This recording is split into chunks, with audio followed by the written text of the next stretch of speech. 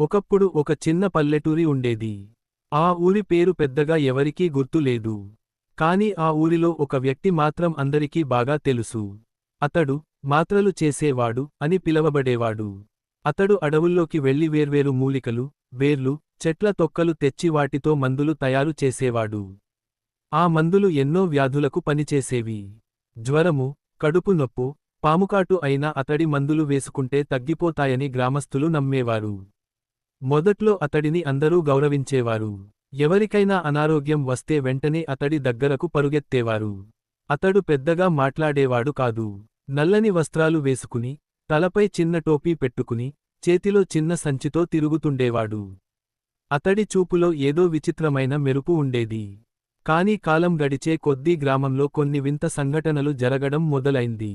ఒకసారి ఓ వ్యక్తి తన భార్య అనారోగ్యంతో బాధపడుతుండగా మాత్రలు చేసే వాడి దగ్గరకు వెళ్లాడు. అతడు మందులు అడిగాడు.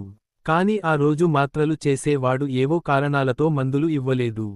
ఈరోజు లేవు, రేపు రా అన్నాడు. ఆ వ్యక్తి నిరాశతో ఇంటికి వెళ్ళిపోయాడు. మరుసటి రోజు అతడి భార్య చనిపోయింది. అలాగే ఇంకొన్ని సందర్భాల్లో కూడా జరిగాయి. ఎవరికైనా మందులు అవసరం ఉన్నప్పుడు ఆ వ్యక్తి ఇవ్వకుండా తిరస్కరించేవాడు. అలా మందులు దొరకని వారు కొంతమంది మరణించారు. దీంతో గ్రామస్థుల్లో అనుమానం మొదలైంది. ఇంకా వింత ఏమిటంటే, మందులు ఇవ్వని వారిని అతడు రాత్రివేళలో ఏదో మంత్రాలతో వేధిస్తున్నాడని ప్రచారం జరిగింది. కొందరు చెబుతుండేవారు, రాత్రి నిద్రలో భయంకరమైన కలలు వస్తున్నాయని, ఎవరో గొంతు నొక్కుతున్నట్టు అనిపిస్తుందని. కొందరు జబ్బుతో పడిపోయారు. మెల్లగా గ్రామస్థులు అతడిని చాపల్లి, మంత్రగాడు, పిశాచ శక్తులు ఉన్నవాడు అని అనుకోవడం మొదలుపెట్టారు. ఇతడు మన ఊరికి శాపం తెచ్చాడు. మనల్ని చంపడానికి మంత్రాలు చేస్తున్నాడు. ఇతడి వల్లే ఇన్ని మరణాలు అని ఊరిలో చర్చలు మొదలయ్యాయి. ఒక రాత్రి గ్రామ పెద్దలు అందరూ కలిసి సమావేశం అయ్యారు. అక్కడ నిర్ణయం తీసుకున్నారు, ఈ మాత్రలు చేసే వాడిని శిక్షించాలి అని. మరుసటి రోజు తెల్లవారుజామున కొందరు యువకులు అతడి గుడిసె దగ్గరకు వెళ్లారు. అతడిని బలవంతంగా బయటకు తీసుకువచ్చారు. అతడు ఏమీ మాట్లాడలేదు.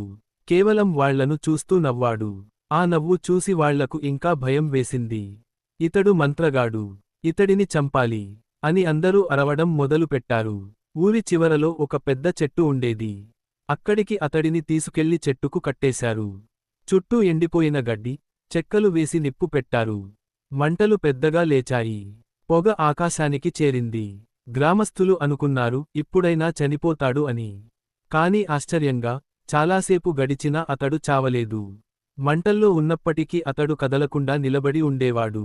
ముఖంపై భయం లేదు. మళ్ళీ అదే నవ్వు. కొంతమంది భయంతో వెనక్కి తగ్గారు.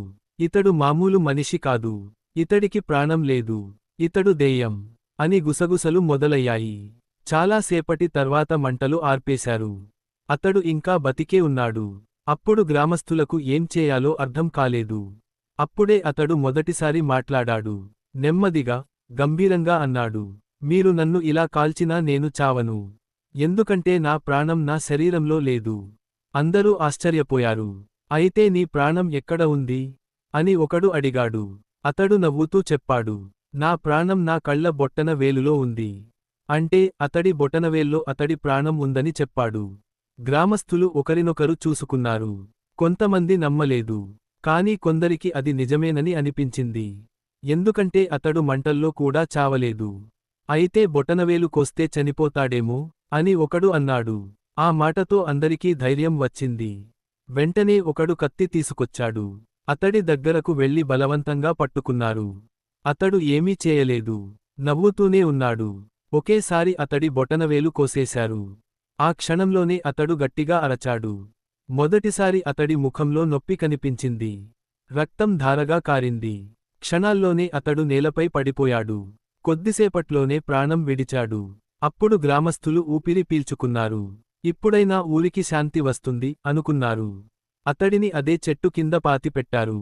కొన్ని రోజుల వరకు ఊరు నిశ్శబ్దంగా ఉంది. ఎవరికీ భయంకరమైన కలలు రాలేదు. జబ్బులు తగ్గాయి. అందరూ సంతోషించారు. కాని కొంతకాలం తర్వాత మళ్లీ వింత సంఘటనలు మొదలయ్యాయి. ఆ చెట్టు దగ్గర రాత్రి ఎవరో నడుస్తున్నట్టు శబ్దం వినిపించేది. కొన్నిసార్లు నవ్వు వినిపించేది. కొన్నిసార్లు, నా ప్రాణం ఇంకా ఉంది అనే గొంతు వినిపించేది. గ్రామస్థులు భయంతో బయటకు రావడం మానేశారు. అప్పుడే వాళ్లకు అర్థమైంది, శరీరం చచ్చినా, చెడు మనస్సు, చెడు శక్తి ఎప్పటికీ మిగిలిపోతుందని. ఆ తర్వాత ఆ ఊరు నెమ్మదిగా ఖాళీ అయిపోయింది. జనాలు వేరే చోటికి వెళ్ళిపోయారు. ఆ చెట్టు ఇప్పటికీ అక్కడే ఉందని చెబుతారు. రాత్రి వేళ అక్కడికి వెళ్ళినవారు ఇంకా ఆ మాత్రలు చేసే వాడి నవ్వు వినిపిస్తుందని అంటారు.